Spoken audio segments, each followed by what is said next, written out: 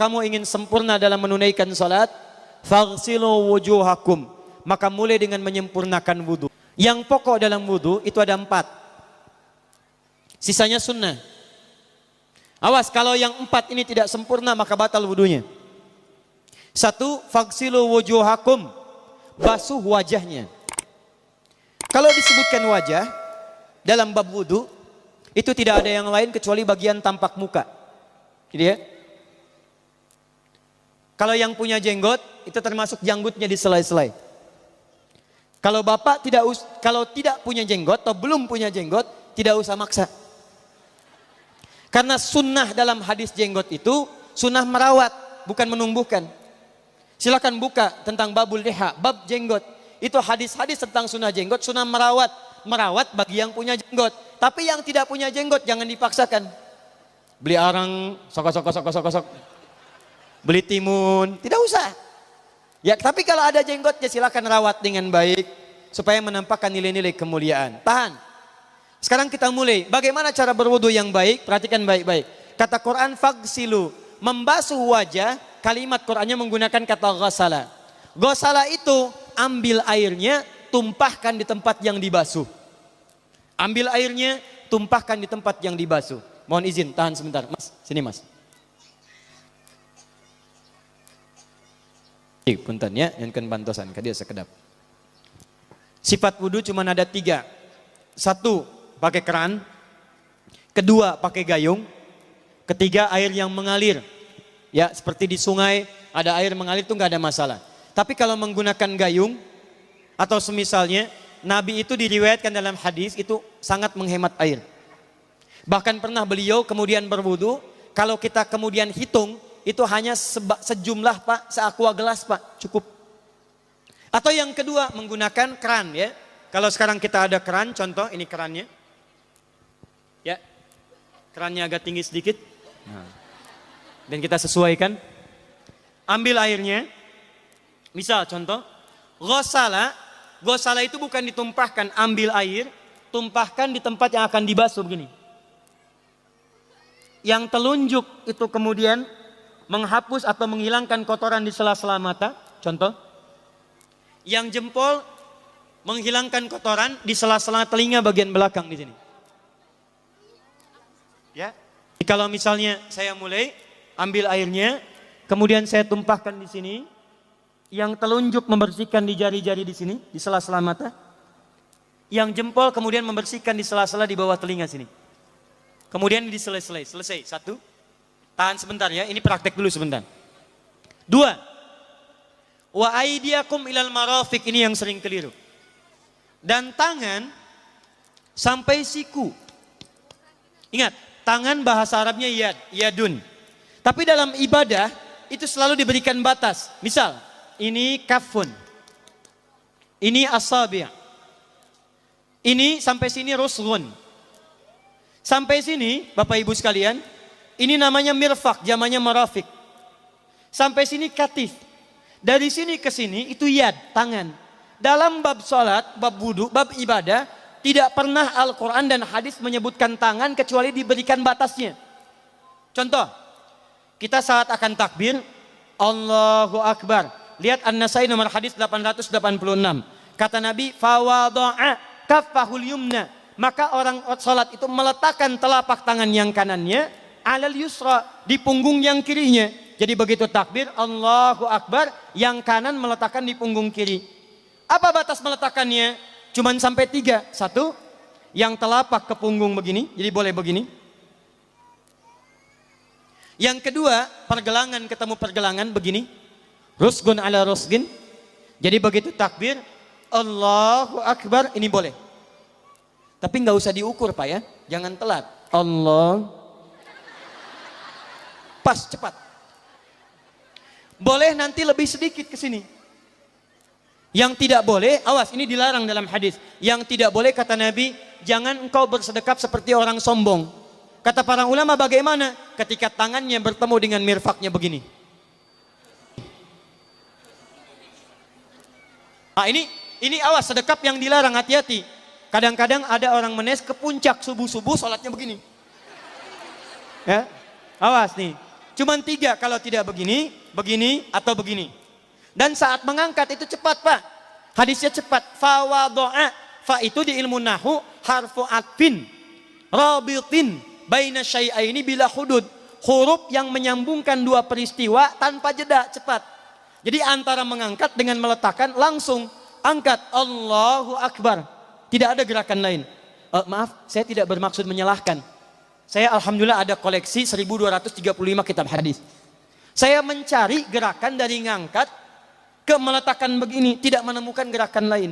Karena itu jangankan hadis-hadis yang sahih, di kitab hadis palsu pun pemalsu hadis tidak tertarik memasukkan hadis ini. Saking jelas, jadi saat mengangkat langsung begini. Kenapa saya penting terangkan? Karena ada sebagian saudara-saudara kita merasa tidak enak, Ustadz, kalau saya takbir masa kiri duluan, sedangkan kiri kurang bagus, yang bagus kanan. Saya mah pengennya begini aja lah, begitu takbir kanan duluan baru tutup dengan kiri. Jadi begitu diangkat Allah, kanan masuk, kiri begini tutup. Kadang-kadang kaki naik dikit. Nah itu maaf, saya tidak bermaksud menyalahkan, tapi saya belum menemukan hadisnya. Dan pemalsu hadis pun tidak tertarik memalsukan hadis ini karena saking jelasnya angkat tutup. Jelas ya? Nah sekarang lihat sini.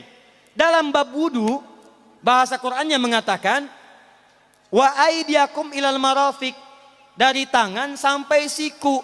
Ila dalam ilmu nahu harful ghayah, huruf yang menunjuk pada tujuan, batas dari ke.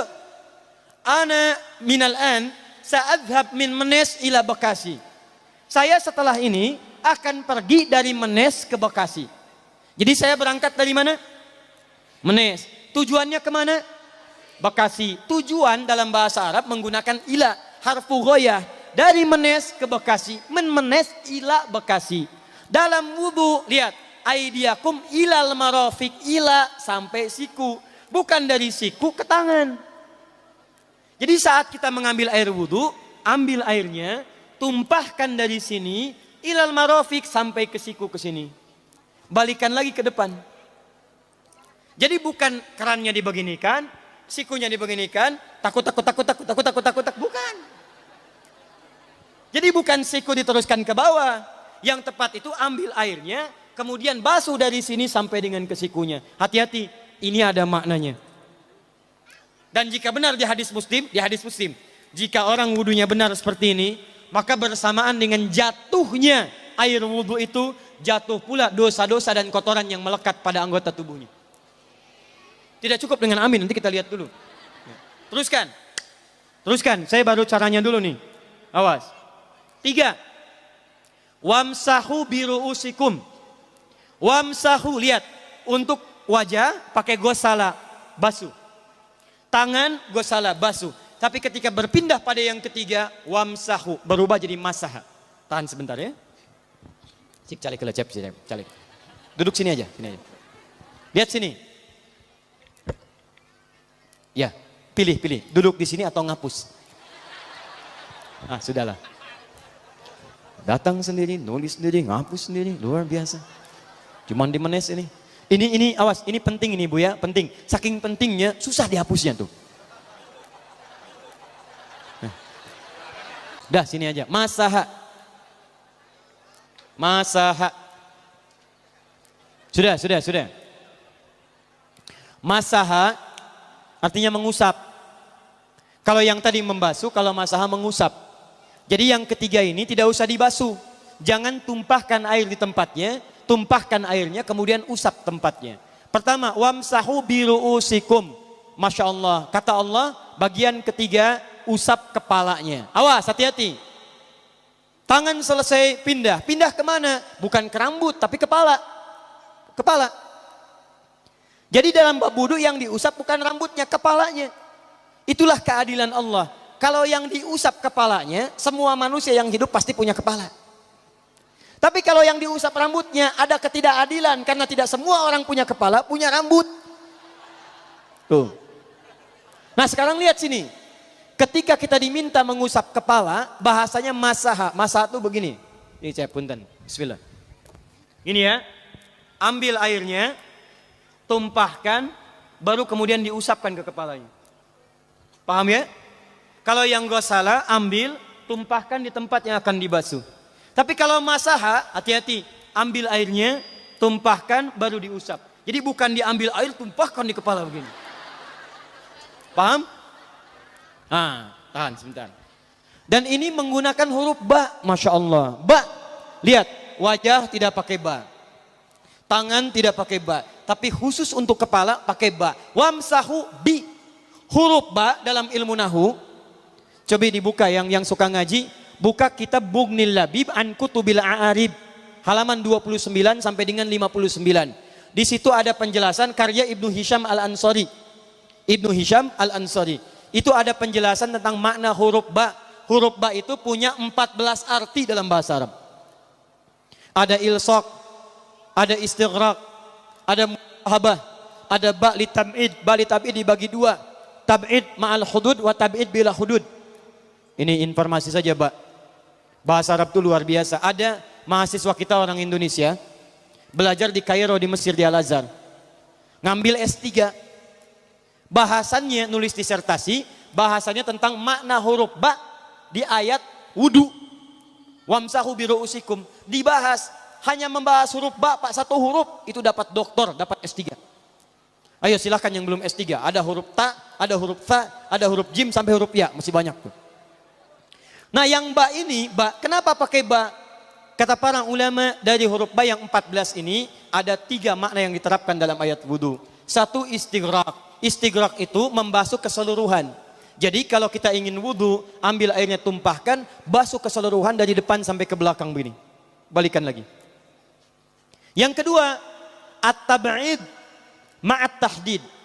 Sebagian tapi dengan batas. Kata Imam Asy-Syafi'i, di mana batasnya ubun-ubun? Diboleh kalau kita mau wudu, misalnya ibu tidak bisa membasuh keseluruhan. Sedang pakai kerudung misalnya, jilbab nggak bisa dibuka. Tempat wudunya terbuka, Anda tinggal ambil air wudu, kemudian tumpahkan sedikit, boleh diusapkan bagian kepala sampai ubun-ubun, sah wudunya. 3, at-tab'id min duni tahdid. Sepanjang disebut bagian kepala, masuk kepala nggak ada batas. Ini kepala bukan? Ini kepala? Ini kepala? Nah, jadi kalau Anda berwudu mengusap bagian kepala, itu sudah sah, walaupun bagian tertentu diusap di kepalanya. Kapan ini dipraktikkan? Kata Imam Malik, kata Imam Abu Hanifah, ini dipraktikkan kalau seorang memiliki satu sakit di kepalanya yang tidak memungkinkan dibasuh keseluruhan. Misal, mohon maaf, ya ada orang misalnya, mohon maaf ya, tiba-tiba sedang jalan di kebun, tuh jatuh duren. Bu, anak duren ya, jangan durennya yang besar. Tiba-tiba nimpa misalnya, duren teh bahasa rangatnya kadu, Bu, ya. Kadupak, kaduhung, ya, dan seterusnya. Kadu. Nah, nimpa kepalanya, bocor misalnya. Kemudian dalam bocor itu diperban, kata dokter tidak boleh kena air.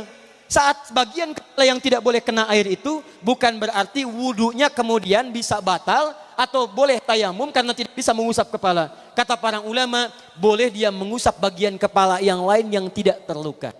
Itulah kenapa Allah memberikan huruf ba di sini untuk kemudahan bagi kita dalam menunaikan wudu. Tapi pastinya yang dibasuh kepalanya bukan rambutnya. Jadi kalau ada laki-laki sudah dandan, sisiran, rapi, tiba-tiba keran dibuka, yang diusap cuma rambutnya, ulak. Itu batal wudunya. Tidak sah. Harus diulang. Terakhir kaki. Kaki dibasuh sampai dengan bagian mata kakinya, dan ini tidak perlu saya terangkan karena mudah bagi kita untuk mempraktekannya. Tapi yang ingin saya jelaskan satu ini saja. Perhatikan baik-baik. Yang 4 ini wajib wudu. Tambahannya sunnah. Niat dimasukkan dalam wajibnya. Lihat sini, kumur-kumur sunnah. Telinga sunnah. Istinsyak sunnah. Yang 4 ini wajib. Tapi terlepas dari wajib dan sunnahnya, perhatikan baik-baik. Kenapa ini disebut dengan wudu? Dan hebatnya Al-Quran mengistilahkannya dengan toharah. Toharah. Apa itu toharah? Apa itu suci? Toharah. Apa itu toharah? Suci. Apa itu suci? Toharah. Ada toharah, ada nadhafah, itu beda. Kalau nadhafah, bersih luarnya, tapi belum tentu bersih dalamnya. Bisa jadi luarnya bersih tapi dalamnya najis. Misal, hewan yang paling najis apa? Yang haram. Misal hewan tadi itu, hewan babi misalnya, misal dibersihkan, dimandikan, disisir sampai bersih. Bersih tidak? Bersih, bersih. Tapi halal tidak? Suci tidak? Tidak. Al-khinziru nadhifun walakinnahu ghairu tahir. Babinya bisa bersih tapi tetap tidak halal, tidak suci dia, tetap haram, tetap najis. Paham? Tapi kalau bersih luarnya dan suci dalamnya, maka kalimatnya berubah dari nadhafah jadi taharah. Taharah. Orangnya disebut dengan tahir. Kalau rajin dikerjakan disebut dengan mutatahhir. Wudu dalam Quran disebut dengan taharah. Seakan-akan memberikan pesan, maaf, orang yang wudu itu bukan hanya bersih fisik luarnya saja. Jadi kalau orang wudunya bersih, bukan cuma wajahnya yang bersih. Kalau wudunya benar, bukan kotoran di tangan saja yang hilang. Tapi mohon maaf, fisik dalamnya itu ikut suci. Fungsi tangannya jadi bersih, fungsi wajahnya jadi bagus, fungsi lisannya jadi bagus. Makanya kata Nabi, kalau orang benar wudunya bersamaan dengan air wudu yang menetes, maka tumpahlah kotoran-kotoran di bagian fisik-fisik tubuhnya. Jadi kalau kita benar wudunya kumur-kumur, kukumur, masukkan misalnya masukkan, keluarkan, bersamaan dengan keluarnya air itu, maka kotoran-kotoran di lisan pun ikut keluar. Tangan dibasuh, bersamaan dengan dibasuhnya tangan, fungsi tangan yang kotor-kotor itu ikut hilang. Hadis Muslim. Makanya orang yang setelah selesai wudu dia berdoa, apa wudunya? Apa doa wudunya? Asyhadu anna ilaha wa asyhadu anna Muhammadan Allahumma minat waj'alni minal, lihat sini, minal mutatahhirin, minat tawabin. Lihat. Bapak Ibu kan baru wudu, tapi kenapa doanya selesai tobat? Allahumma ja'alni minat tawabin. Ya Allah, jadikan saya termasuk orang tobat. Kita kan baru wudu, kenapa doanya baru selesai tobat? Sedangkan tobat itu mengakui kesalahan, menyesali kesalahan, dan berjanji meninggalkan yang salah, mengganti dengan yang baik-baik. Makanya kalau orang wudunya benar itu, begitu dia kumur-kumur, dia ingat kesalahan apa yang dikerjakan oleh lisan ini. Jadi begitu kemudian ditumpahkan airnya, hilang kotorannya. Maaf, yang suka mencela wudu, selesai wudu tidak akan mencela lagi karena tobat dari celaan. Makanya kalau wudu Anda benar, coba ingat-ingat, siapa korban dari lisan Anda yang tajam itu? Apakah ibu Anda yang pernah menangis karena lisan Anda? Apakah ayah Anda yang kecewa karena kalimat-kalimat Anda? Apakah tetangga Anda yang menjauhi Anda karena kata-kata kotor Anda? Kalau tiap hari Anda wudu, tapi kemudian lisan Anda masih kotor juga, ada yang salah, Anda cuma menghabiskan air untuk menghilangkan kotoran di lisan. Itu tanda pertama. Tangan basuh. Makanya orang yang wudunya benar, tangannya tidak akan berbuat yang kotor lagi sampai ke ujung kakinya. Karena itulah ibadah ini disebut dengan wudu, seakar dengan kata dau. Kata para ulama, mereka sebagian mengatakan dau artinya cahaya, dau artinya sinar, dau artinya al-husnu, baik budi pekerti. Kalau orang benar wudunya, bertambah sinar di tangannya, sinar di wajahnya, sinar di lisannya. Apa sinar itu? Di dunia sinar-sinar amaliyah kebaikan, sifat-sifat baik, di akhirat pancaran-pancaran kemuliaan. Satud'a ummati yaumal qiyamati ghurral muhajjalin. Akan dipanggil umatku di hari kiamat dengan banyak cahaya melekat di tubuhnya. Tangannya ada cahaya, matanya ada cahaya, wajahnya bercahaya, kakinya bercahaya. Cahaya apa itu? Kata Nabi, min atharil wudu, dari bekas wudunya. Jadi kalau kita benar wudunya, itu kita jadi orang baik. Ada cahaya kebaikan dalam diri kita. Itu yang disebut dengan tawabin. Makanya kalau Bapak Ibu tiap hari wudu, Allahumma ja'alni minat tawabin, tapi mulut tidak tobat, tangan tidak tobat, kaki tidak tobat, ada yang salah dengan wudunya. Waj'alni minal mutatahhirin, jadikan saya orang bersih dan suci. Jadi kalau selesai wudu, pakaian bersih, wajah bersih, tangan bersih. Ini pakaian bersih, pakai jas, pakai dasi, tapi tangan tidak bersih, korupsi juga, mencuri juga, menipu juga, ada yang salah dalam wudunya. Kalau kita bisa mengerjakan wudu ini dengan baik, maka naik status kita. Disebut sebagai, langsung oleh Al-Quran, disebut hamba yang dicintai oleh Allah Subhanahu wa ta'ala. Di Quran surah kedua Al-Baqarah ayat 222. Saya tutup. Lihat ayatnya. Di ujung ayatnya. Innallaha yuhibbut tawabina wa yuhibbul mutatahhirin. Sungguh Allah akan sangat mencintai orang-orang yang tobat dan orang-orang yang terbiasa untuk bersuci. Kita selesai wudu mengatakan, Allahumma ja'alni minat tawabin waj'alni minal mutatahhirin. Dijawab oleh Allah, innallaha yuhibbut tawabin wa yuhibbul mutatahhirin. Karena itulah orang yang rajin wudu adalah orang-orang yang dicintai oleh Allah Subhanahu wa taala. Jadi kalau Bapak Ibu, maaf ya, sekarang cek, kalau batal wudu pengen wudu lagi. Tidak hanya saat sholat. Sekarang batal wudu, ingin wudu. Batal wudu, ingin wudu. Itu tandanya Bapak Ibu sedang mendapatkan cinta dari Allah Subhanahu wa taala. Tapi hakikat cintanya bukan pada wudunya, tapi berubahlah orang itu menjadi baik dan dekat dengan Allah Subhanahu wa taala.